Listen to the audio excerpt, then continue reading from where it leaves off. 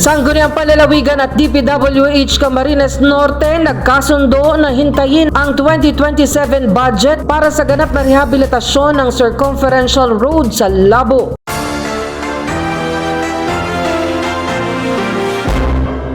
Nagkasundo ang Sangguniang Panlalawigan ng Camarines Norte sa pangunguna ni Vice Governor Joseph Ascucha at ang Department of Public Works and Highways o DPWH ng Camarines Norte District Engineering Office na hintayin ang pondo para sa taong 2027 upang maisagawa ang komprehensibong rehabilitasyon ng lahat ng sirang bahagi ng Talubatib, Calabasa, Tulay na Lupa, Circumferential Road sa Bayan ng Labo. Actually, yung sinasabi mo, pwede yung gawin.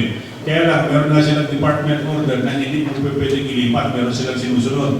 Kung sinasabi mo naman na i-request ito sa secretary, ito pwede yung gawin, but it will take some time. Bago mo ito ma-implement, tapos na ang taon. So, kabuti na natin yung 35 million na yun, hintayin na natin yung 2027, tapos ang ating problema. Kasi pag i-request mo yun, ay matagal pa yun. Alam mo walang problema sa gobyerno, napakatagal ng Sa pagdalo ng mga opisyal ng DPWH sa ika-50 regular session ng Sangguniang Panlalawigan, ipiniliwanag ni Vice Governor Ascucha na ang DPWH ay nagpapatupad lamang ng mga proyektong may pondong inilaan at inaprubahan ng kanilang pambansang tanggapan sa ilalim ng General Appropriations Act o GAA. Today, there is a request that these projects coming from DPWH should be given a go signal from Sangguniang Panlalawigan. So nauna yung allocation ng pondo bago doon sa request ng approval ng Sangguniang Panlalawigan sa Sangguniang Panlalawigan. So baliktad.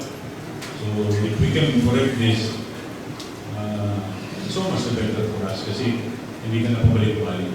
But anyway, ang DPWH man, they are really dependent on how much money they are getting coming from the national government. So we cannot do anything about it. They are at the mercy of the national government. But the good thing is, hindi naman sila tumitigil na hanapan ng pondo yung mga dapat lagyan nila ng pondo. Kaya nga lang kung minsan ay walang pondo naman. Diba? Kinumpirma naman ni District Engineer Edwin Bermal na isasama ng kanilang tanggapan sa mga ipapanukalang proyekto para sa taong 2027 ang mga bahagi ng Circumferential Road na hindi na isama sa pondong inilaan ngayong taong 2026. Sila-sila. Kung hindi lang nagbago yung pondo na inano sa atin for 2026, ay wala tayong problema pag-usapan ngayon. Kasi talagang masushoot out yung talagang sirang-sirang projects. It so happen na yan lang ang dumating, so ano na natin? Kaysa meron naman kami big request for 2027 at sigurado naman na talagang magkakaroon ng continuity ang ating project.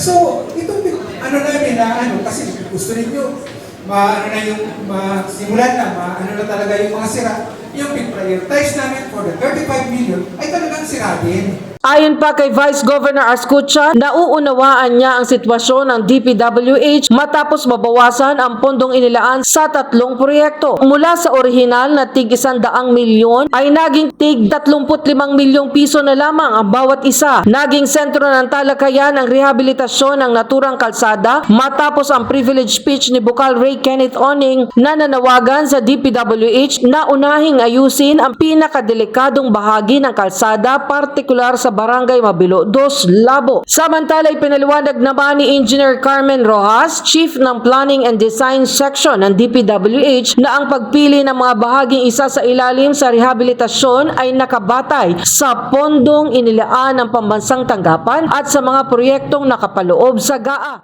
Just place is as a priority for 2027. Ang gawin na lang natin. Kasi Bukal, ang budget po kasi namin, hindi naman yan yung katulad ng sa inyo na pwede mag-supplement. Hanggang dito lang. Yes po. Ang talaga po yung nakalagay sa GAA. Yun lang po hanggang doon lang talaga po kami.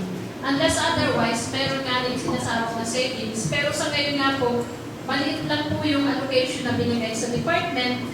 Kaya wala po talaga kami makukunanan. Yes, dun sa sige po, savings. salamat po. Kaugnay naman ng nasabing usapin, tiniyak ni Engineer Ronel Armeta, Officer in Charge ng Maintenance Section ng DPWH, na habang hinihintay ang mas malaking pondo para sa taong 2027 ay agad nilang kukumpirmahin ang mga kritikal na sirang bahagi ng kalsada kabilang ang bahagi sa Barangay Mabilo 2 na matagal nang inirereklamo ng mga motorista at residente. With regards naman po sa repair and maintenance po ng ating pong Mabilo section, nagkatkat po kami kung makita po natin doon po sa presentation from 2024, kasi po yan pong Talubatid Circumferential Road, is hindi lang naman po siya sa Mabilo 2. Kaya all throughout the 20 kilometers, ayan po yung mga activities po namin sa maintenance activities. Na ngayon po, kung mapapansin nyo po, yung aming pong maintenance crew ay nag-start po talaga kami dito after po nung double B para kahit po paano maibsan po yung sira-sirang kalsada papunta tulay na lupa. And after po ng aming maintenance activities hanggang tulay na lupa, babalik po kami dito sa may double B kasi it will take time po, baka mag-isang buwan kami doon ng repair. Iniulat din ng DPWH na nakumpleto na ang proseso ng bidding para sa mga nakatakdang proyekto, kaya sisimulan na ang implementasyon ng mga ito sa lalong madaling panahon. Sa pagtatapos ng talakayan, nagpahayag ng kasiyahan si Vice Governor Ascucha sa naging resulta ng pagdinig dahil naging malinaw ang estado ng mga proyektong may kaugnayan sa rehabilitasyon.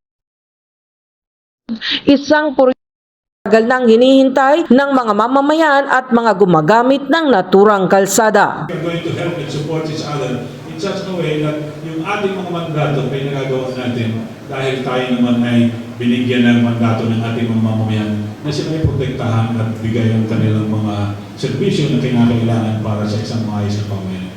So with this, I'd like to end the discussion with the First District. Maraming salamat po sa inyong oras na ibinigay, na kanina pagdating dito hindi ay nakangiti. Yung bakit, umalis sila kasi mamot. Pero maraming salamat po sa oras na binigay nito sa amin. And mabuti po dito ay maayos na talakayan. We were able to explain your side and we were able to explain our side. And with this, it is a healthy discussion because people learn from what we are discussing. So maraming salamat po.